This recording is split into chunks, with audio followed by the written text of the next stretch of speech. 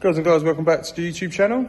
Today, we're working on a big old beast. It's an Audi SQ8, I think. Yeah, it is. Also known as the baby Urus.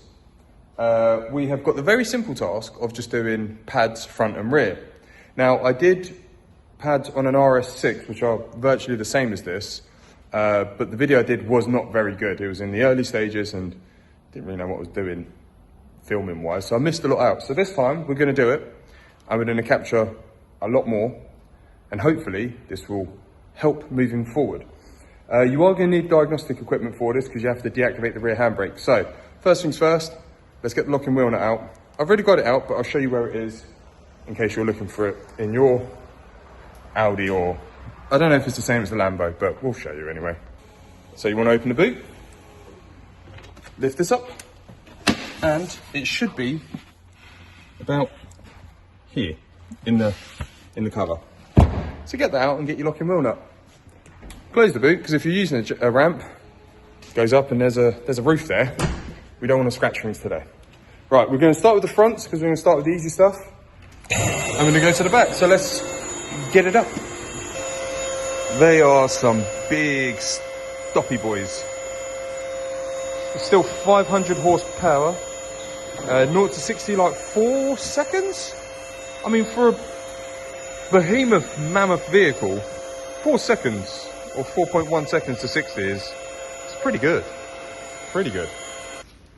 Now they've got black caps. You're going to need one of these things, which is a Audi V-dub tool, just to pop the caps off. Now I'm not going to go around and do all of these, but take all the caps off all the wheels so we don't scratch anything.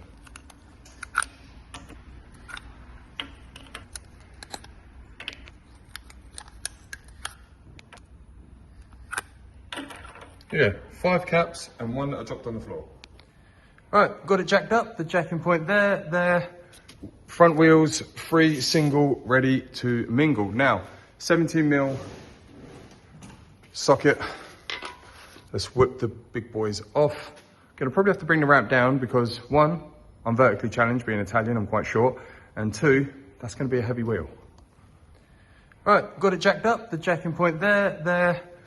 Front wheels, free, single, ready to mingle. Now, 17mm socket. Let's whip the big boys off. Gonna probably have to bring the ramp down because 1, I'm vertically challenged, being Italian, I'm quite short. And 2, that's gonna be a heavy wheel.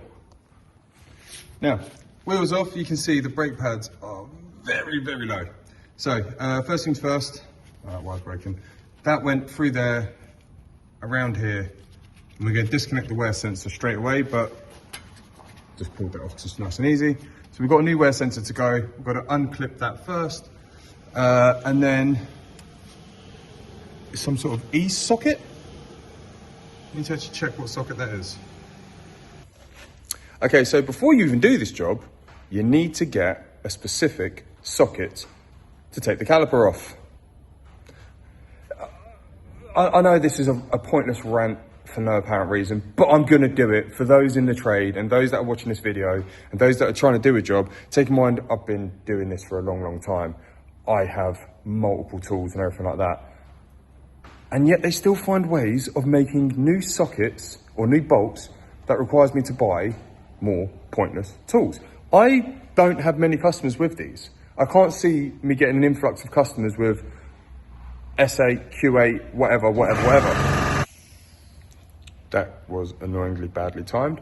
Yeah, so I had to buy a socket. Well, I've just ordered it, it's on its way now. I know once you've got it forever, but I'm probably never really going to use it again. So it's like 20 quid on a laser socket. Kind of, well, I would say for nothing, but it's allowing me to do the job, so it's not for nothing. And I don't ever like turning work down, as we've seen how many shit jobs I get through. So now the socket's on its way. I can't do anything else with the car. So now I've just got to kind of wait till the socket's here and then we can continue this video. So for content, look, there you go. Look, new phone, by the way, new recordings. It's that. I don't even know what that is. So, yeah, joy of joys. Oh, we've got the bloody socket. It is Laser part number 7517. It even says for the Audi. Oh, you're so annoying. So annoying. But yep, it fits. Well, there's a socket I'm probably going to use once or twice because we never really get Audis in, but we're here for it, so let's do it. Right, what we've done to start with, I've just pushed this pad back. Just put a little screwdriver in, get me a little gap, just so I've got a little bit of movement when taking the caliper off, so it's not tight against this, because there is a tiny little lip and it can catch. Got the socket in place, then crack these off with the bar, then go and get the new pads and make sure that minimal time. This is going to be one of them things where you're going to be holding the caliper a lot to support it. So I'm going to probably set the tripod up while I'm doing this. A little bit of faffing around. I said I'd get the tripod out and I didn't. I'm sorry. I will do it for the next side.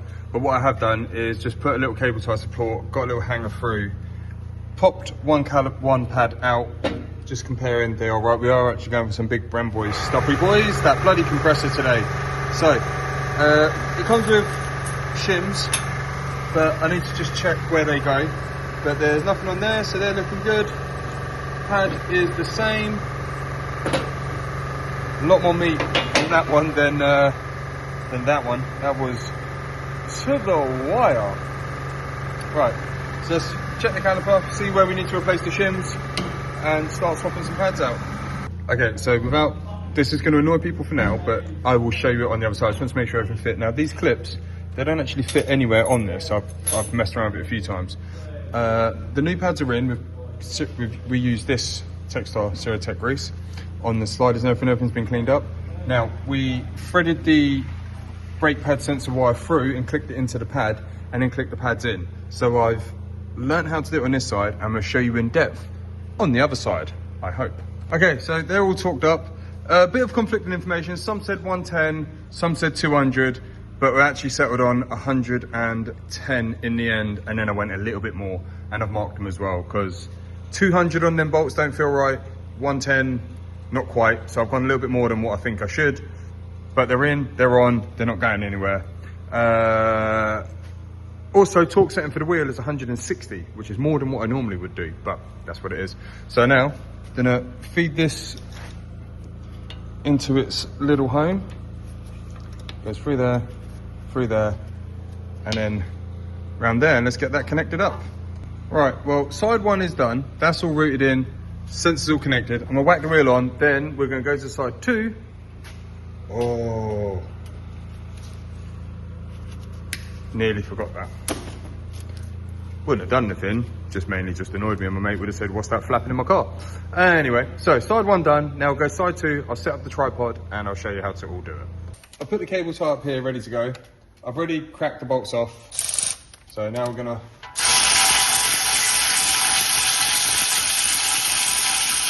whip that one out. Oh, let's put this underneath just in case the caliper does drop. And then bottom one.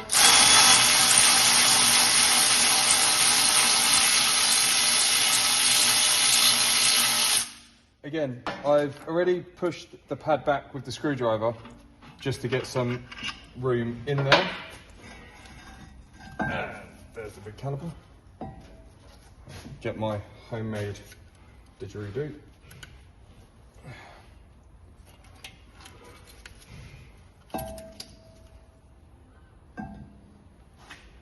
Let's actually put it through the hole, shall we? So it holds on the other side, but now it doesn't want to hold on this side. Love it. Don't slow, don't slow, don't slow.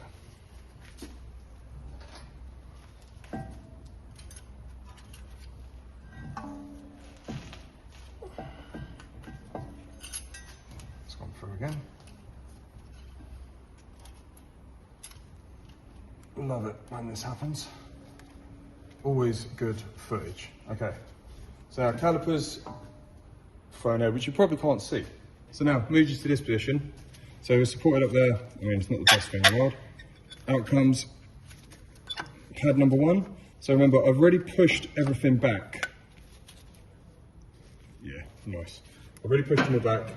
Just to make sure, hold it on this side. It's really difficult with a tripod in the way. Make sure all of the pistons are right the way back.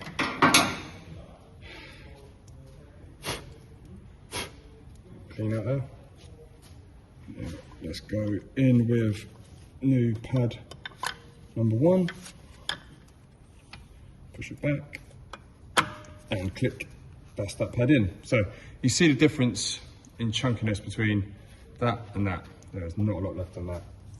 Now, if this goes right, and get my big grips, and just gently, actually, from there to there, just nice and slowly,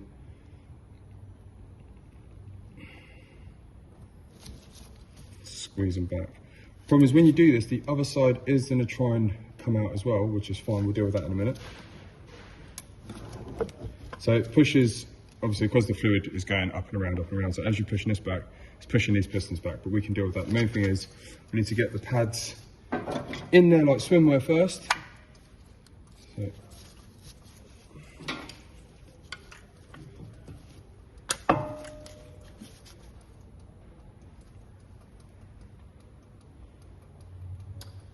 we've got a little bit of an overflow of brake fluid, which is fine. We'll just hear a little bit of a dripping. Very annoying. Pad number 2 out. Oh, we've already greased up the corners of the pads before anyone says we haven't. You all saw that and then put it in the wrong way. And then goes in at the top notch, so locates with a little top notch there. That one goes in there. You need to push it and click it in at the same time. It's the bottom in. Push.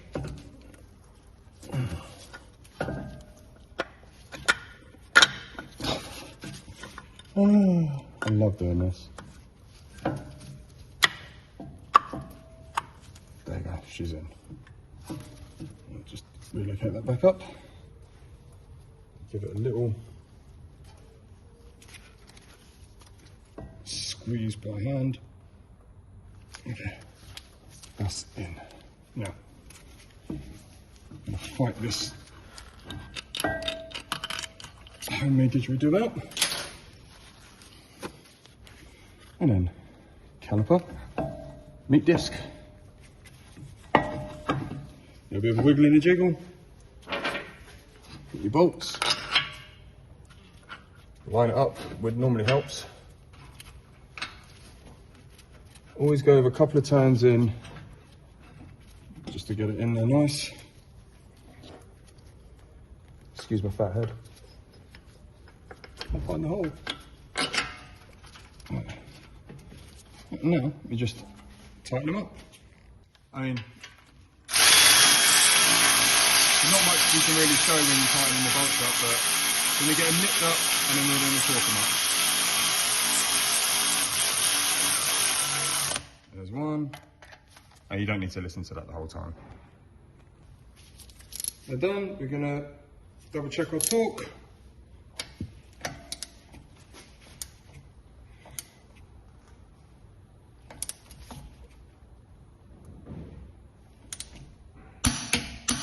Lovely.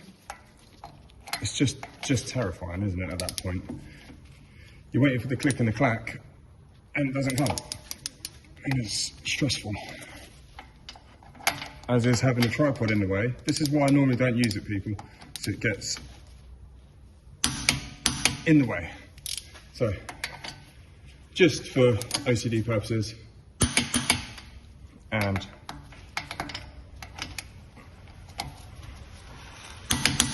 brilliant. Right, I'm gonna go get my paint pen and mark the box up.